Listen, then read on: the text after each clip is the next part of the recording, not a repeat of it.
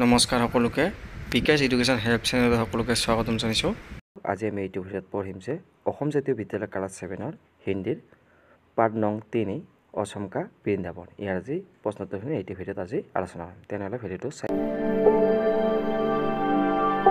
প্ৰথম প্ৰশ্নটো আমাৰ দিয়া আছে যে নিম্নলিখিত প্ৰশ্নকে সংক্ষিপ্ত উত্তৰ দিয়ক অৰ্থাৎ তলত দিয়া প্ৰশ্নৰ উত্তৰ দিয়ে। ইয়াৰ প্ৰথম 1 নম্বৰ প্ৰশ্নটো দিয়া আছে আমাৰ বৰপেটা সত্ৰ কা নিৰ্মাণ কিসনে কিয়া থা অৰ্থাৎ বৰপেটা সত্ৰৰ নিৰ্মাণ কোনে কৰিছিল। ইয়াৰ উত্তৰটো হ'ব বৰপেটা সত্ৰ কা নিৰ্মাণ মহাপুৰুষ মাধৱদেৱ নে কিয়া থা।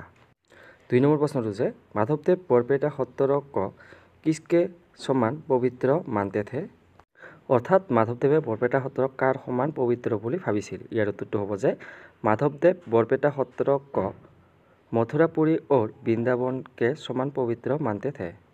3 নম্বৰ প্ৰশ্নটো যে কীৰ্তন ঘৰ কা নিৰ্মাণ 5वीं बार के लिए कब किया गया था অৰ্থাৎ কীৰ্তন ঘৰৰ নিৰ্মাণ 5 বাৰত কেতিয়া কৰা হৈছিল। ইয়াৰ উত্তৰটো হ'ব चौथी बार कीर्तन घर का निर्माण करने के बाद जब भूकंप ने फिर इसको हानि पहुंचाई तो वहाँ के लोगों ने बहुत मेहनत करके इस 5वीं बार के लिए बनवाया था।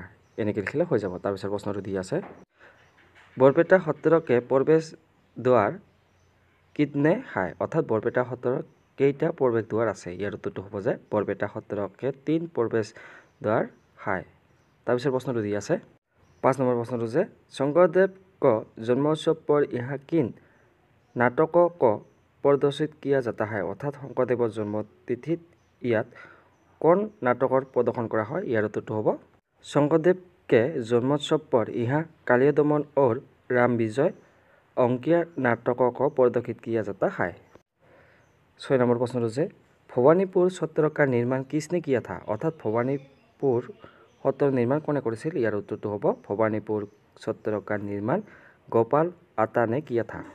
7 নম্বৰ প্ৰশ্নটো যে শ্ৰী माधवदेव के कीर्तन महोत्सव के दिन किन नाटकों को प्रदर्शित किए जाते श्री माधवदेव के कीर्तन महोत्सव के दिन रुक्मणी हरण और पारिजात हरण अंकिया नाटकों को प्रदर्शित किए जाते हैं। এইখিনি লিখিলে হৈ যাব। তাৰপিছত প্ৰশ্নখিনি দিয়া আছে আমাৰ 3 নম্বৰখিনি পঢ় সমঝ और লিখ অৰ্থাৎ পঢ়া বুজা আৰু লিখা। ইয়াৰে প্ৰথম সত্ৰ দি আছে স্থান দি আছে আৰু ইফালে দি আছে নিৰ্মাতা। ইয়াতে প্ৰথমত দি আছে সত্ৰ দি আছে যে পাট বাউসী আৰু ইয়াত স্থান দি আছে যে বৰপেটা। তাৰপিছত নিৰ্মাতা দি আছে শংকৰদেৱ। ঠিক একেদৰে দি আছে তাৰপিছত জনিয়া সত্ৰ এইটো লিখিব লাগিব বৰপেটা আৰু এইটো লিখিম আমি নিৰ্মাতা নাৰায়ণ দাস ঠাকুৰ।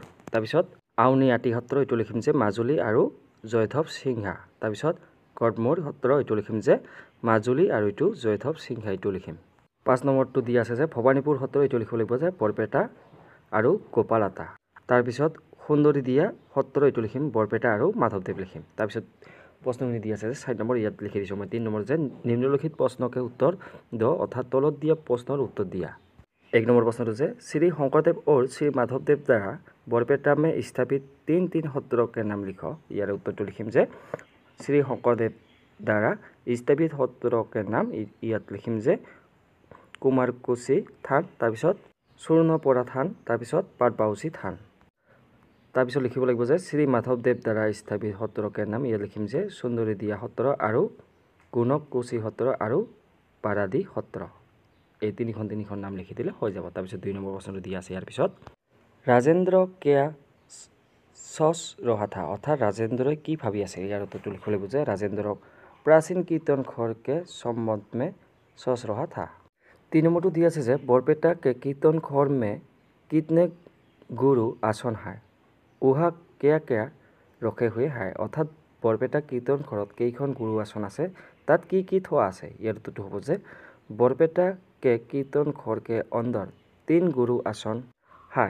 इसकी स्थापना में शंकरदेव और माधवदेव द्वारा लिखित शास्त्र रखे हुए हैं। गुरु आसन के सम्मुख 12 दिए जलाए जाते हैं। इन दियों में 3 दिए दिन रात जलते रहते हैं। এইখিনি লিখিলে হৈ যাব। তাৰপিছত প্ৰশ্ন দি আছে गुरु आसन के सम्मुख कितने दिए जलाए जाते हैं और क्यों অৰ্থাৎ গুৰু আসনৰ সন্মুখত কেইটা চাকি জ্বলোৱা হয় আৰু কিয়। ইয়াৰ উত্তৰটো হ'ব गुरु आसन के सम्मुख 12 দিয়ে জ্বলায় যাতে हैं। ये 12 दिए 12 आता पुरुषों के नाम पर जलाए जाते हैं। इस दियों में 3 दिए दिन रात জ্বলতে रहते हैं। এইখিনি লিখিলে হৈ যাব। তাৰপিছত প্ৰশ্নটো দিয়া আছে বৰপেটা কি সত্ৰ को मिलन भूमि क्यों कहा जाता है। অৰ্থাৎ বৰপেটাক সত্ৰৰ মিলন ভূমি বুলি কিয় কোৱা হয়। ইয়াৰ উত্তৰটো হ'ব যে বৰপেটা में अलग अलग महापुरुषों ने अलग अलग सत्र का निर्माण किया था, इसलिए बरपेटा को सत्र की मिलन भूमि कहा जाता है। এইখিনি লিখিলে হৈ যাব। তাৰপিছত 5 নম্বৰ প্ৰশ্নটো দিয়া আছে बरपेटा के कीर्तन घर के संबंध में एक लेख लिखो। অৰ্থাৎ বৰপেটাৰ কীৰ্তন ঘৰৰ বিষয়ে এটা টকা লিখা। ইয়াৰ উত্তৰখিনি হ'ব যে आज का जो बरपेटा का कीर्तन घर है वो प्राचीन कीर्तन घर नहीं है। आज के कीर्तन घर का निर्माण सन 1952 को किया गया था। प्राचीन कीर्तन घर के सरल पेड़ के बड़े बड़े खंभों को हटाकर आज वहाँ 2 तुलसी पेड़ के बड़े बड़े खंभों लगा दिए गए हैं।